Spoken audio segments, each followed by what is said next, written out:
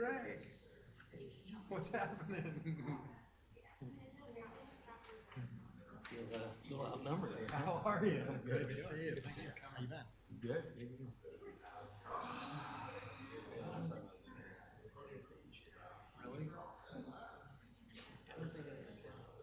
No, I'm pretty excited. Looks like this will be a.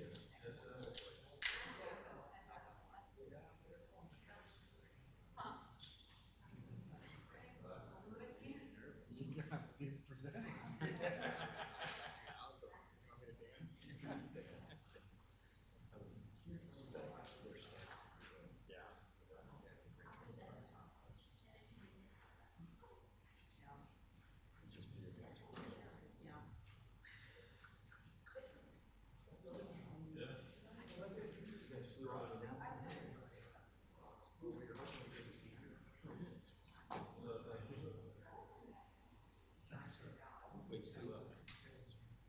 I was in Ohio.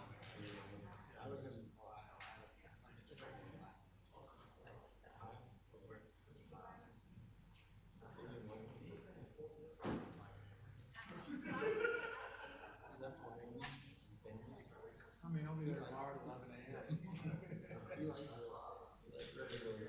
I watched you guys.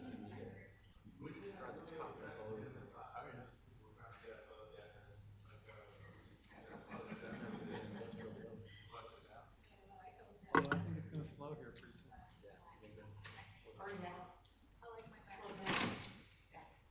Yep, what's the fence putting the brakes on us. How are you, Brandon? Jess, yeah, how are you doing? This is Justin. Justin. Glad you're here.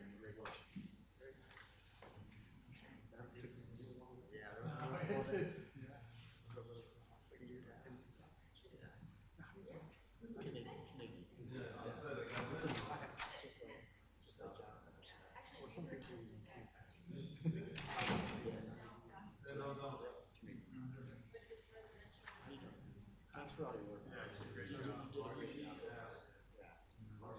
I was literally like scrolling through, I'm like, and I said, we, I mean,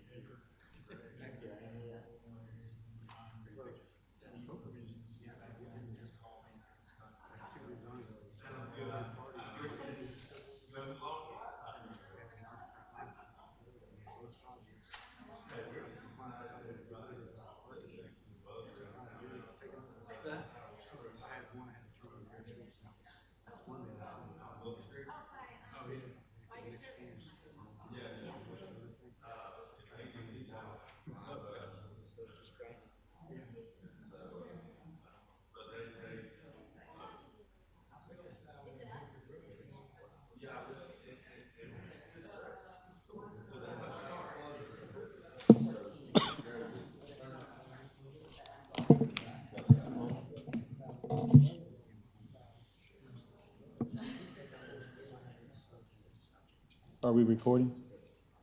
Okay. Good evening. Welcome to the August meeting of the York County Board of Zoning Appeals. Go to the next slide. So our meeting order tonight will we'll go through the adoption of minutes from last meeting. Did everybody have a chance to look at the meeting minutes, and did anybody have any comments? Seeing none, do I have a motion to approve? So moved. Second. All those in favor, raise your right hand. Okay. We have no old business on our docket, so we'll go straight to our new business. The way this will work, the staff will come up and give their presentation. And after that, the applicant will be able to give their presentation. We'll open it to public hearing if there's anybody to speak for or against. And then the applicant, if there is anyone that speaks for or against, may come back up and give a closing comments, and then we'll close the public hearing and open it up for the board to make a motion. So let's go to our first and only case.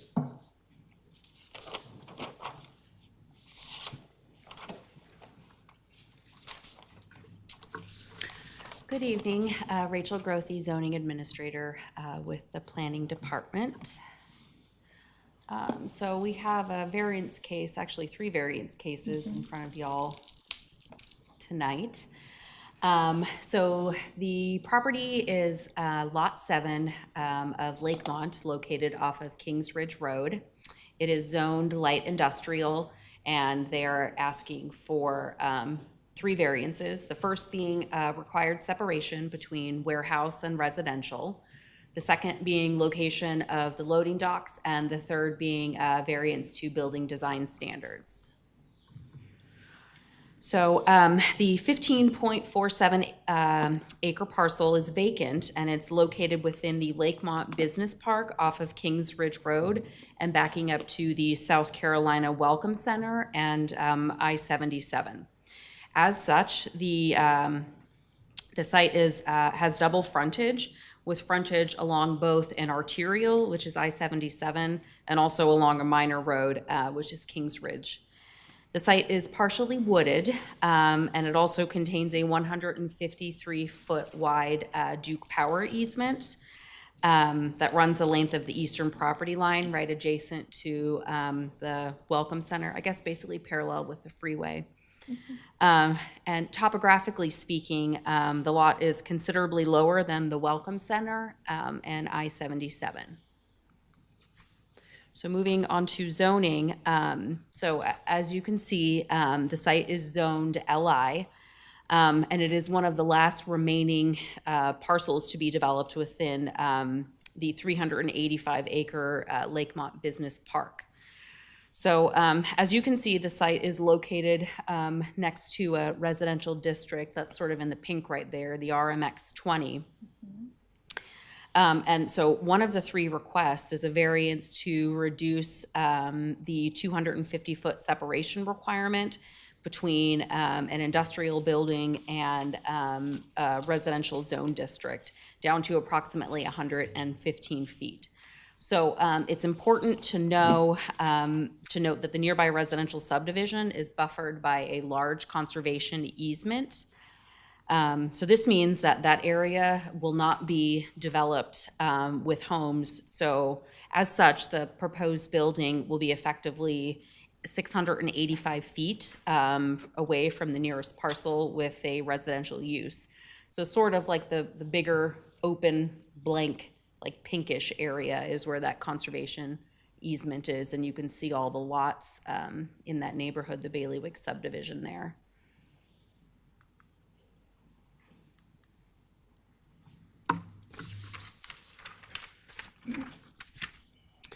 And so moving on to their second request. So the second request is to combine the building frontage and loading docks to be on the same wall facing I-77.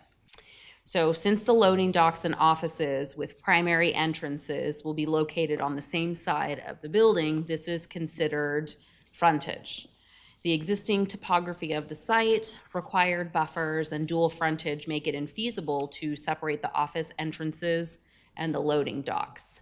So you can see those 2 little bump outs on either end at the lower portion. Those are the office, those are the proposed offices, and the space in the middle is for the 30 loading dock doors. And then moving on to the third request. So the third request is from the non-residential building design standards. The location of the parcel behind the Welcome Center creates a non-traditional frontage. So as such, the building will not be visible from I-77. The site also sits considerably lower than the interstate and the Welcome Center. And then we've talked about the 153-foot wide Duke easement that runs through there. So I guess more specifically, the applicant is asking for relief from 3 components of the design standards, the first being horizontal modulation. The code requires 40% modulation, but the applicant has provided 19%. So all of that modulation is provided by the detail on the office end caps that you can see there on the south elevation. Given the functionality of a loading dock wall, providing modulation on a wall like that is pretty near impossible. And then moving on to their second request, it's for vertical articulation. So the code requires the use of 3 design techniques to provide vertical articulation. So the applicant is permitted to choose any 3 from a list of 9 that we have in the code. So like the horizontal modulation, it's the end cap offices that meet the required vertical articulation by providing varying roof heights, the use of decorative form line patterns, and a variety of texture and color. While the loading docks wall plane does not, the loading docks wall plane does employ the use of intermittent daylight windows, but unfortunately, this feature alone does not meet the required vertical articulation. And then moving on to the last, which is exterior cladding, it really is the 2 end cap, the office pieces that meet it. So the end cap offices do meet the required exterior cladding materials through the use of textured cast concrete. And so since the loading docks are more utility in nature, it will be made up of plain tilt-up cast concrete, which is not one of the approved materials. And then I wanted to provide some pictures of from the Welcome Center of what will or will not be seen. So there you can see the Duke power line easement with all the towers and power lines, and then the trees behind it. And the subject property is located on the other side. And So is the plan to keep those trees, or will those be removed? Or is that something to ask the applicant? As far as I know, those plan on staying in. Okay. Yeah. So just sort of another view. Again, not really visible. And then moving on to the criteria. So we've been over sort of the 4 criteria that needs to be met. So I'll go through all 4 of them for the 3 separate requests. So the first being the separation requirement. Extraordinary and exceptional conditions. So while the proposed building will be 115 feet away from a residentially zoned parcel, that parcel is actually owned by Nation Ford Land Trust and is under a conservation easement. So as such, that land will not be developed. Therefore, staff finds the proposed variance meets this criteria. And then moving on to the combined frontage, the existing topography and dual frontage make it impossible to construct a usable industrial building that separates the front from the loading docks. And we found that this one meets the criteria. And then for design standards, since the site is located behind the Welcome Center, it does not have traditional road frontage. Additional separation is provided by the 153-foot Duke easement. And it's because of these circumstances that we've determined it does meet this criteria.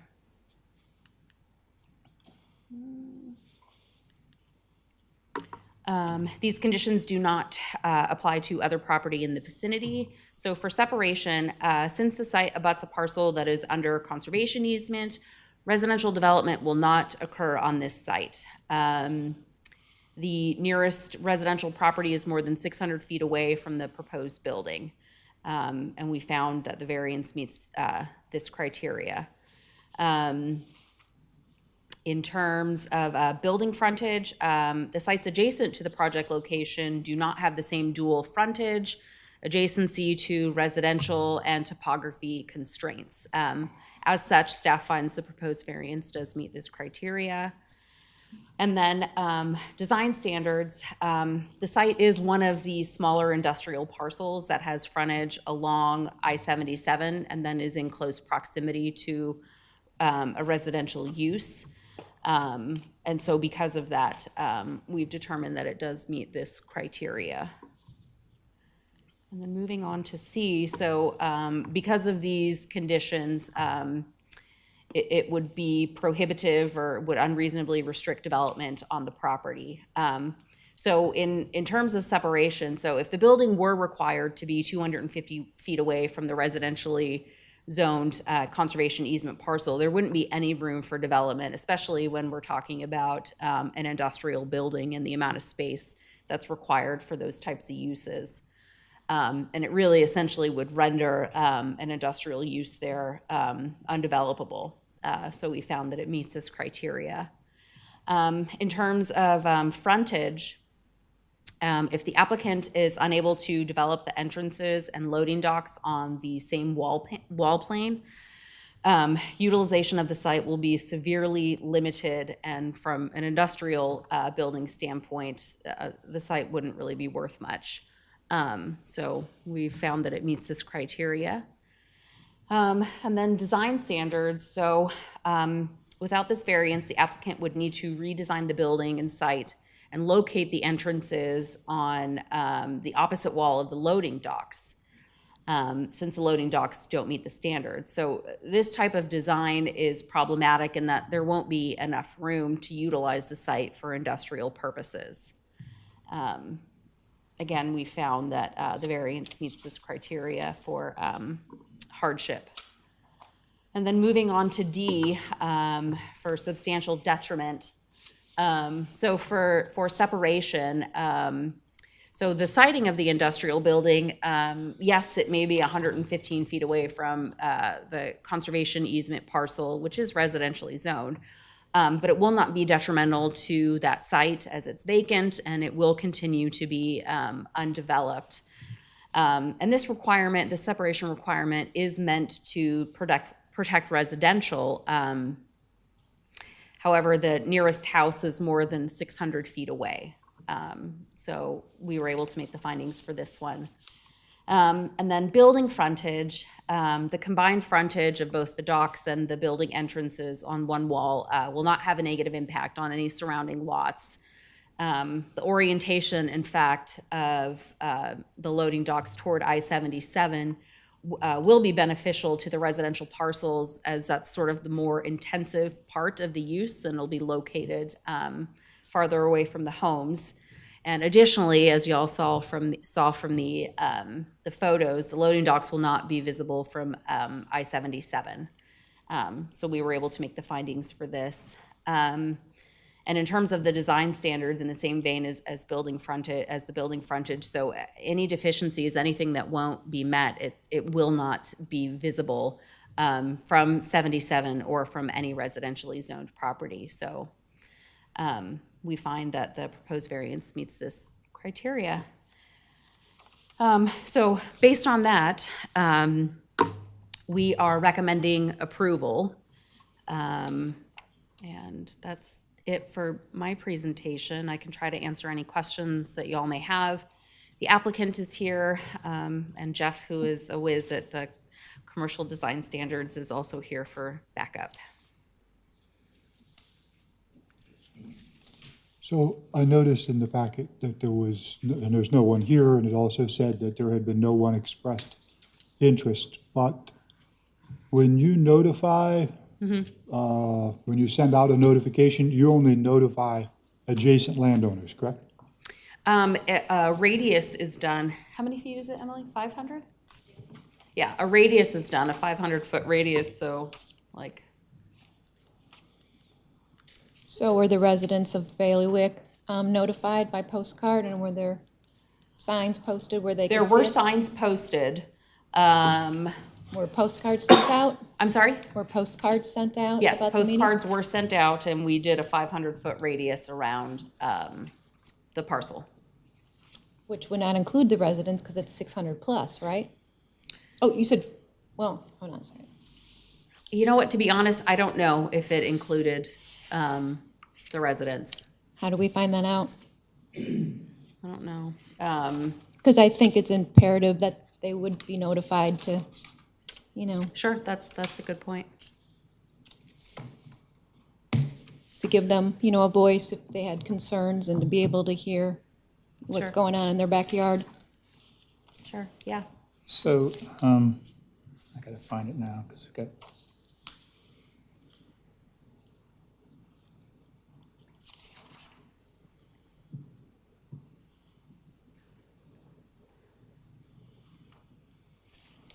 I lost it now, and I didn't bring I forgot my packet sitting on my desk, so No. where things Do you have need circled. something? Oh, no. Well, no, I just had things circled, Oh, so now okay. I'm. Guess I've been needing it. Somewhere in here now, I don't have the exact language, but I saw it a minute ago, but it said that, something to the effect of it would render the site useless for For industrial purposes, industrial yeah. purposes. Is that for any building? Well, I Or believe, just this particular building? I believe the warehousing and industrial standards, that's what kicks in that separation requirement. Okay, but we've got more than one thing we're looking at. We've got the residential separation or to the RMX 20. And then we have what are we calling this? The building frontage, loading dock situation. And then we also have the design standards, which I think a lot of those are kind of tied to the combined building frontage, but the residential's one component, but as far as combining the frontages, is there anything about this site that would prohibit a building being placed where it meets those requirements for the frontages and I can't remember you guys call it a, zoning code, it's called a utility wall or a service wall or whatever, aren't supposed to be on the same. To be honest, I don't know, because I haven't sat down and thought about designing the site, so I couldn't tell you. The applicant could probably be able to best answer that, since they were the ones who sat down and tried to make this site work for the building that they're trying to build there. I have a question. I've been looking for a plat to try to get some dimensions off of it, and I'm not seeing it. There is some, a rendering here that has some dimensions on one side, but it's not a plat. I know that's a requirement when you get a packet, because I just filled one out the other day, so is that in there? If you don't see it, then it's probably not. Do you have a copy of that? I do not with me. But one was submitted. I'm sorry? One was submitted. Just didn't make it in the packet. You don't recall. I don't know off the top of my head. Sure. It very well could have been. Right. Sure. The building beside it also seems to be in the same situation. And I assume that the white building to the bottom of the Yeah. thing. Well, based on this, it was in the same situation as this building.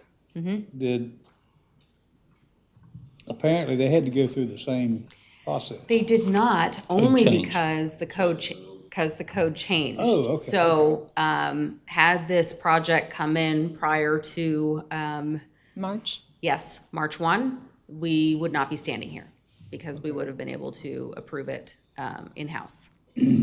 So on the previous slide, the area between the lots that we can see and the purple, which is the industrial park, that's all Nation Ford Land Yep. Trust, All that. which All is a of it. vacant use. Yep, and I think there's a So- creek that you can see, I think probably right there, but there's a creek that runs through here too. So I know that there are some like environmental constraints, that keep that area from being Right, developed. right. So the actual residential use property meets the requirement in the new code. That's correct. And the problem is, when this industrial park was developed, the code was a very different code, and this is a remnant piece, last piece. Yeah. And they've been caught in a pickle because of the new code changes to And finish their this project. entire site's been around, I think development from Forever. the research I had done was from like the early 80s, so it's been going on It's for a been there as while. long as I can remember. Yeah, So, okay, that answers my question. okay. Some of the language in here references, a public road or an arterial, Sure. no, you know what I'm trying to say, Arterial, that's it. that's a fun one. So if you were dealing with I-77 or you were dealing with one of the state roads, it would be everything along that fronts that road, but would that also include, say, on-ramps and secondary pieces that are associated with that primary function of the road, Sort of like a welcome center? kind of like a welcome center? Because in the packet, you said Yeah. that the welcome centers. It is, the it is, buffer, it is part of the right of way technically. But is that considered part of the public road? From a reviewer standpoint, if it's road right of way and the code has buffers against road right of way and it's designated as road right of way, and we have to treat it as such, just if it was an exit ramp or anything else other than just the actual road, as long as it's in a road right of way and not against a private parcel, which we could also apply. So is the welcome center in the road wide away? It is according to the maps, yeah.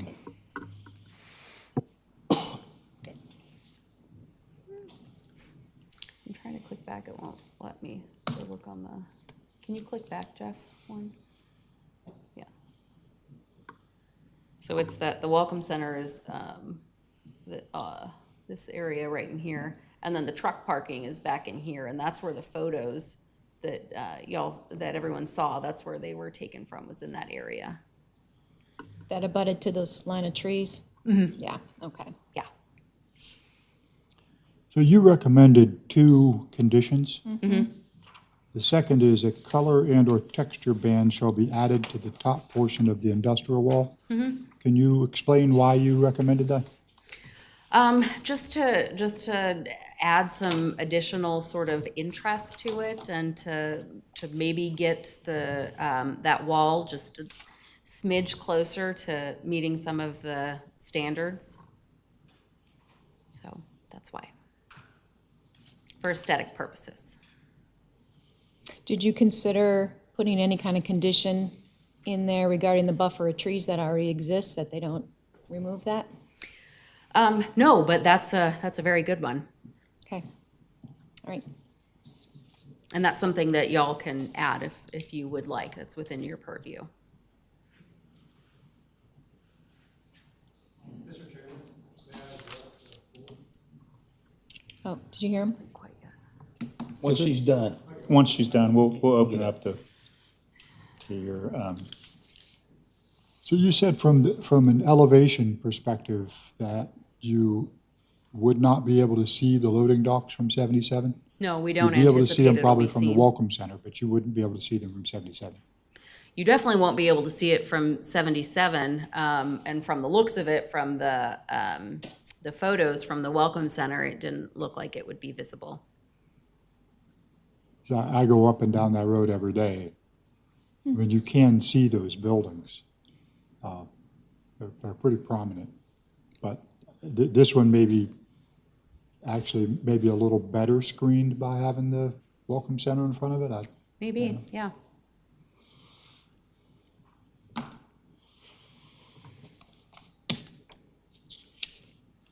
Any other questions?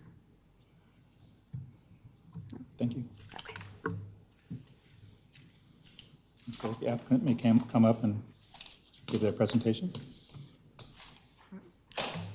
Brandon Pridemore, 1186 Stonecrest Boulevard, TQK, South Carolina. I'm a consultant for Phelan Development Corporation. I do want to introduce the team tonight. We've got Justin Bennett with Phelan here. We've got Jessen Knigge with Phelan, and we have Greg Walsh with Oak Engineering, who's actually the civil engineer. So we're a civil engineering consultant. We're just a technical advisor on this.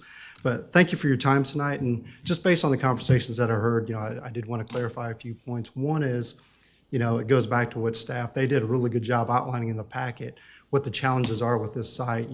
First and foremost, one, as Mr. Gass had pointed out, this was platted a few years ago under the old guidelines, and, knowing what the changes were going to be, that layout would have probably been completely different as far as the subdivision goes. So, we're dealing with an existing condition. But I think a couple points that I wanted to bring was, Mr. Gass actually kind of referenced it as well, is the 250-foot separation. When I first read the code, I viewed it to be kind of the exact same thing. What's the nearest residence going to be impacted? But it's not real clear in the ordinance, to be honest with you. So I think it's more of an interpretation, therefore why the variance was requested, in that it just says residential parcel. Now, again, I took it to mean a home, but the nearest home is, nearly 680 feet away, so it's considerably different. Ms. Candler, to your point, you were concerned about, were the people of Bailiwick notified? I think if they were notified and were here, they'd probably be in support of the variances that we're asking for, mostly because if we were to be bound by the design criteria that's before us without a variance, we'd actually have to put the loading docks facing their residences. So I don't think they're going to, be in opposition to it. I think they'd rather see, the precast tilt panel walls that looks industrial and have all the activity behind it for privacy sakes. And then I heard some discussion, will you see it from the interstate or not? I really don't think you would, Mr. Blair, if you look at it. So I did some elevation checks today. If we look at the heart of the building, the middle of it, the interstate itself at that point is at an elevation of about 620 feet at the nearest travel lane as you're going southbound. The rest area itself is at about 640, and then our finished grade of the building is going to be at 613. So, you're looking over this big ridge. And then if you look at the rest area as well, the back side of that, I think to answer the questions, if you sit at the rest area, go on I guess what would be the west side of it, you would see the building, you would see the loading docks. But again, most people don't travel that way because if you go to the rest area, the back side of that is the tractor trailer, not the general public foot service. Now, there was some questions too about the trees that you see on the far side. Those would not be able to be saved, not with the current, industrial plan. But we do have an alternate landscaping buffer that we've worked out with Duke Power. I won't say we, I'll give that credit to Oak Engineering. They've been very diligent in getting an alternative buffer plan that we have presented to staff, that staff said would supplement. So the plantings would actually be placed right up by the rest area, which I think would give a better visual break than having the trees way down next to the building. So you're going to have that intermediate block with lower shrubbery, things like that, because we're not going to be able to plant large maturing trees. We're going to plant a lot of shrubs and small maturing trees in its place. But, what's the impact if we didn't get the variances as requested? My personal opinion, having looked at the site multiple times, and Greg might be able to reinforce this, I think you would reduce the buildable footprint of that site down to about 50% of what we're proposing. That's how impactful, all these parts of the code are. One of the other things that's really unique about this site is this is the one and only property that actually sits behind a rest area in York County. So it is a very unique, one of a kind, as Rachel had pointed out. And so when you look at it from that perspective, I don't think it's a stretch to say these are very unique circumstances that would warrant the variance request. But we're here to answer any questions that you might have otherwise. So you mentioned an alternative planting or screening plan that you worked out with Duke Energy. Can you elaborate on that a little bit more? Where is it? What type of planting? Could you go back to the slide? You had the photo, Rachel? Oh, okay. I've got it. Okay. What am I pointing at? Okay, there you go. There's the site plan. So if you look at it on the very bottom of the page, which is the line shared with the rest area, we'll be planting right along that line. So we're going to be planting on the far side from our site of the Duke Power right of way. So it's going to do a couple of things. Right now, you're looking through all those power lines and poles and towers. We're going to be planting a landscape screen that's going to be right at the visitor center. And as it matures, it'll help block, the Duke Power right of way as well. So it's on the other Opposite side of the development.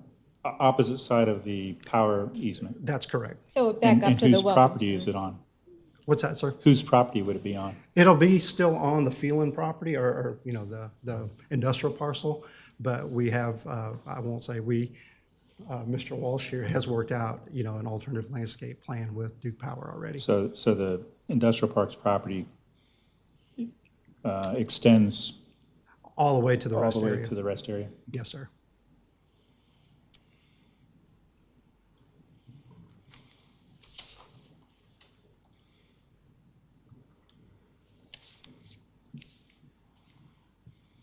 So do you know exactly what do you have somebody that's already planning on I can't speak to that. Using I'll this? let one of Okay. the gentlemen from Phelan answer that, if you Okay. don't mind.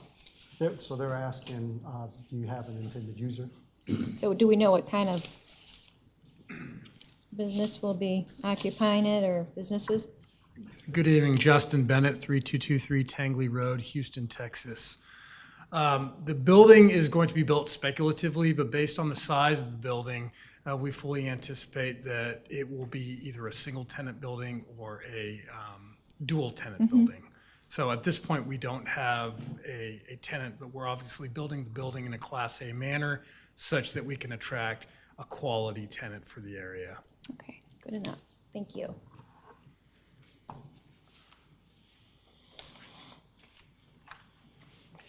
Any other questions? All right, thank you. And I assume we have no one to speak for or against. So we will close the public portion of this meeting, and I'll open up to the board for motion. We got 3 variances, remember? Oh, So yeah. we've got to go 1, So 2, 3. let's-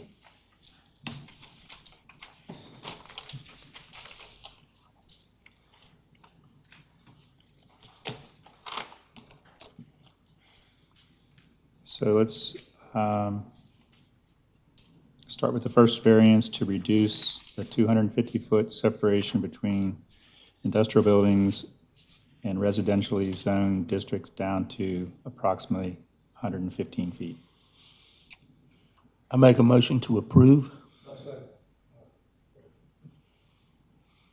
Any discussion? I think that one, to me, is pretty cut and dry. You have the Nation Ford Land Trust, that land is protected in perpetuity. So they're meeting the 600-foot separation to an actual residential used property line. Any other further discussion? Well, I mean, I like the idea of the conserved land increasing the distance, but I can tell you, I have had a couple of these built, a little bit larger, I believe, about probably better than 1,000 feet from my house. And when they built them, if something had to be built there, I was kind of glad to see them rather than, apartment buildings or something. Because you think it wouldn't really have as much impact, but what they become, and it isn't really these guys' fault or anything, but what they become is weekend playgrounds for every group of snot-nosed brats that think they got a fast car. And I would really like to know from the folks at Bailiwick if they've had those kind of issues. I don't know that adding one more building is going to make any difference. If they're already doing it, adding one more wouldn't make any difference, but warehousing parks become they become a real issue around residential properties, I can tell you that much. I wish we had some direct notice of the people in Bailiwick to see if this is already an issue.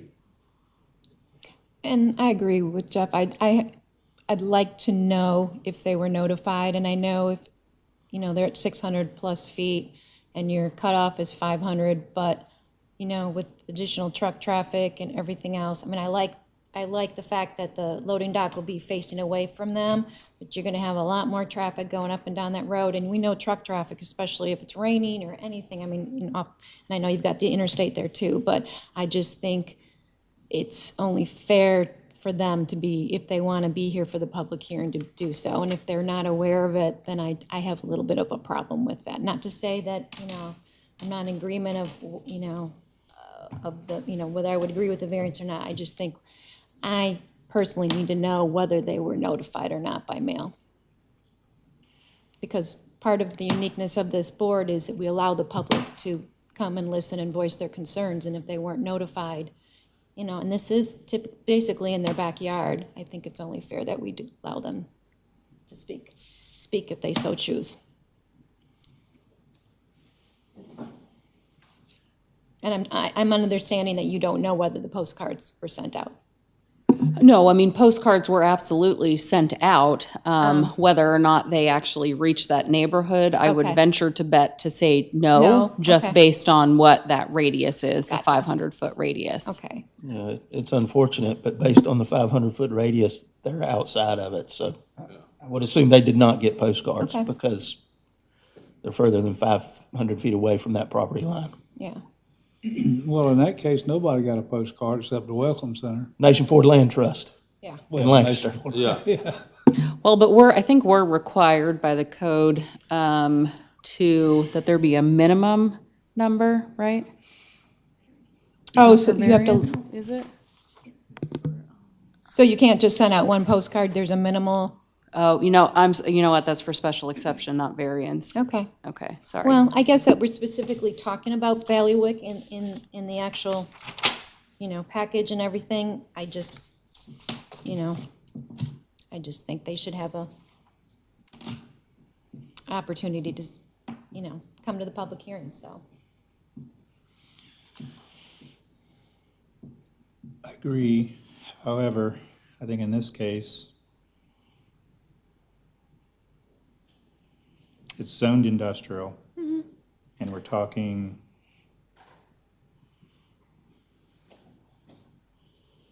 you know, 100+ foot difference. So the industrial building could still have been built that was 600 feet away, or whatever the minimum is. And they've got a pretty good buffer between them, so I don't know. Seems like in this case, in my opinion, that's not as There's big of a a hurdle. significant number of existing industrial buildings there as well. I have to believe they anticipated that last, I'm not sure it's the last, but that last empty site was going to be developed when they purchased their homes in that area. I mean, it's an industrial park that's been going on for 30 years. Fair enough. I gotta think one more building, as much as I would have rather known that those folks knew, I gotta think one more building is not gonna make that much difference.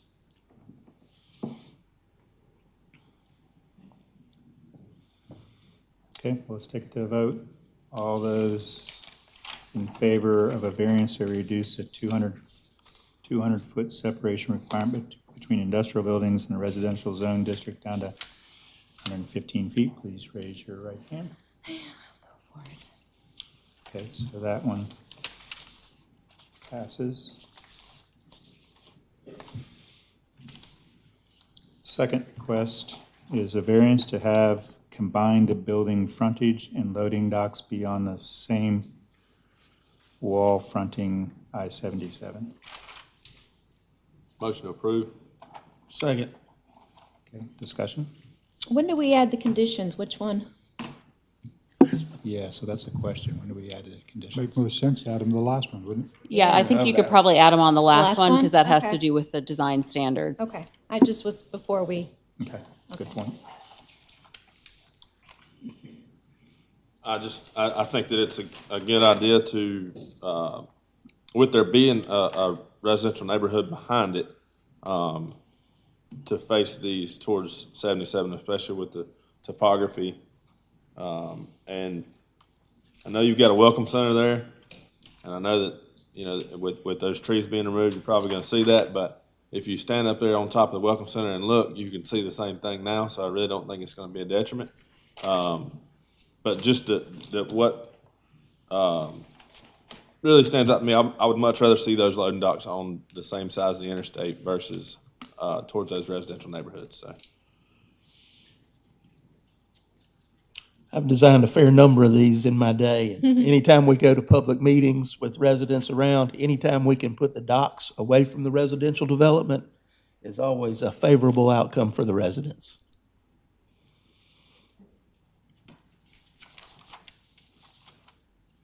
I guess my thoughts and concern come down to, you know, the purpose of all these modulations and design standards are to provide an aesthetic for the public way. And to me, the, you know, I-77 corridor, I consider the Welcome Center to be part of that. And it is a Welcome Center. I travel a lot, and I can tell you the states that I have a bad opinion of, and the only reason I have a bad opinion of them is because of the Welcome Center, because I don't really see a whole lot of the rest of the state. And yes, you do see this from the Welcome Center in the parking lot. I know that there's a truck there, but so I'm kind of torn because I would prefer the loading docks to be, you know, not facing residential. I think to me, the buffer is probably the key. So moving forward, I think the buffer is going to be important for me on this one, because I think you will see it from the Welcome Center. Well, I don't think, I know you will. That's my comment.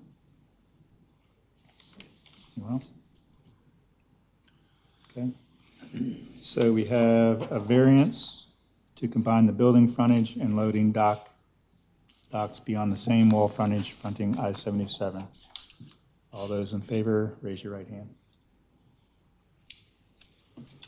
Okay, so it passes.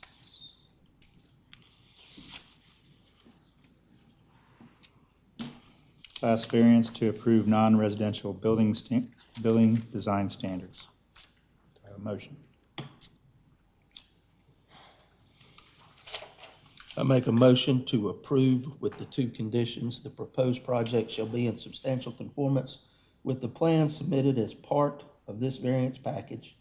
A color and/or texture band shall be added around the top portion of the industrial wall. Can I ask that you add something to that before we do a second? Would you want to do anything regarding a buffer, since they're going to be taking those trees down?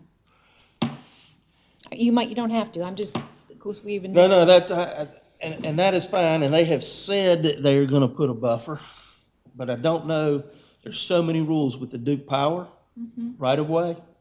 They're very limited in what they can do within the Duke Power right of way.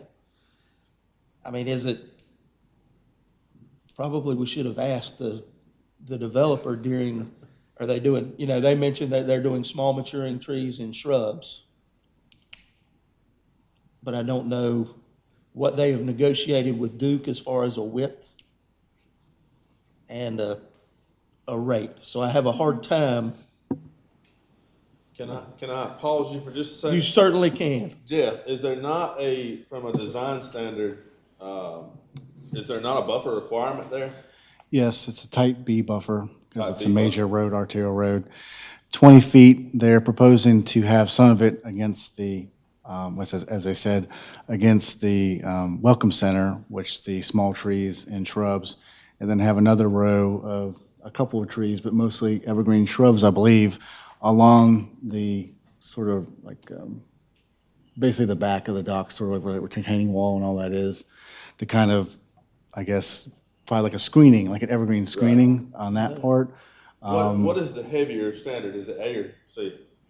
Can't remember. B is the major road standard, which requires like 8 trees and I can't remember, it's like 30-some shrubs Right. per. Is C more dense than that? Or Yeah, C has a variable size. and it goes between, I'd have to go and look, but it's between like 20 feet to 50 feet. So it depends on the size of the lot, because it's lot size dependent now. Gotcha. So to a degree, it's covered by code. Right, and the reason I was asking, my thought was, hey, if maybe we could, put a condition in here to make a heavier buffer on that side, but I don't think it's as cut and dry as that. No, and they have the perimeter buffer, Right. and then now there's the new power line buffer, which I assume they're having to meet. I believe the power line buffer is for residential, It's up just against the residential? transmission. Okay.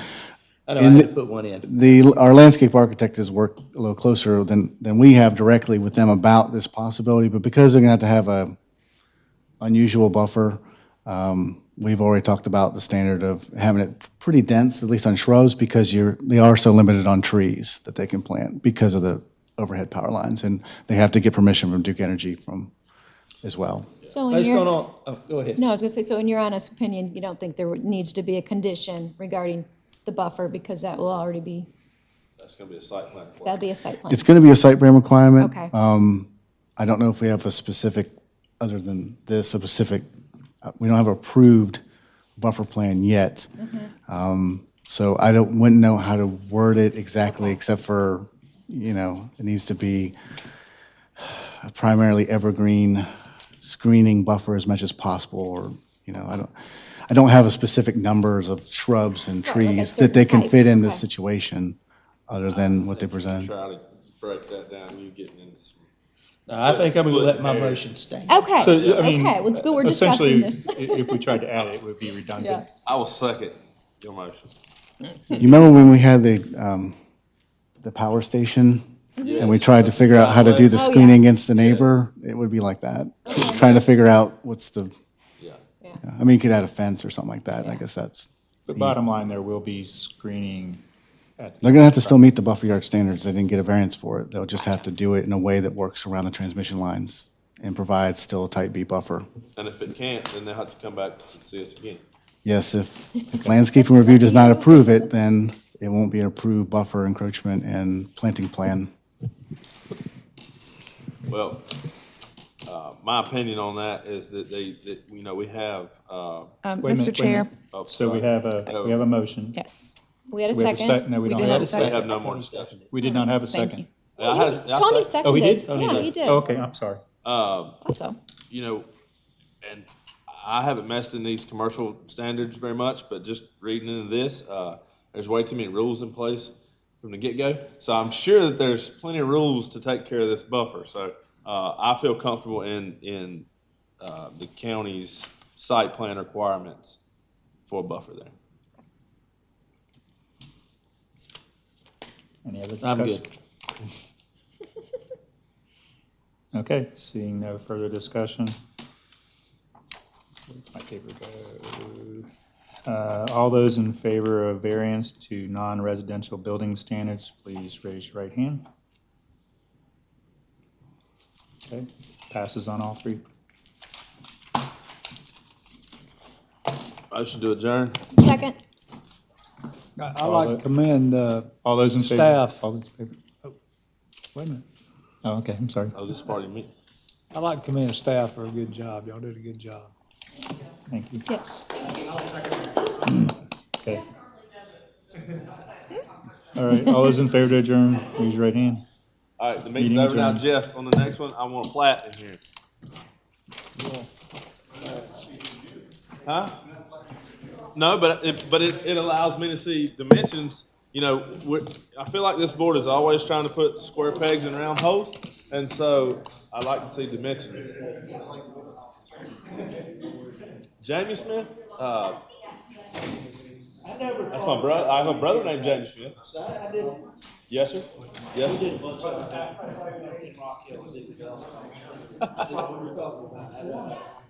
Okay. Tony Smith. Nice to meet you, man.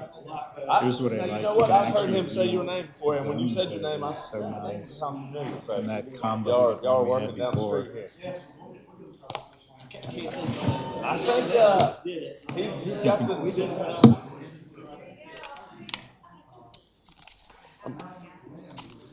Y'all got the train rolling down there. I just hope it keeps on going. So, yeah, he told me he had a 7-0 vote on the planning commission. So, oh, was it 5-2? Oh, I thought he had a unanimous vote. No, planning commission, not council.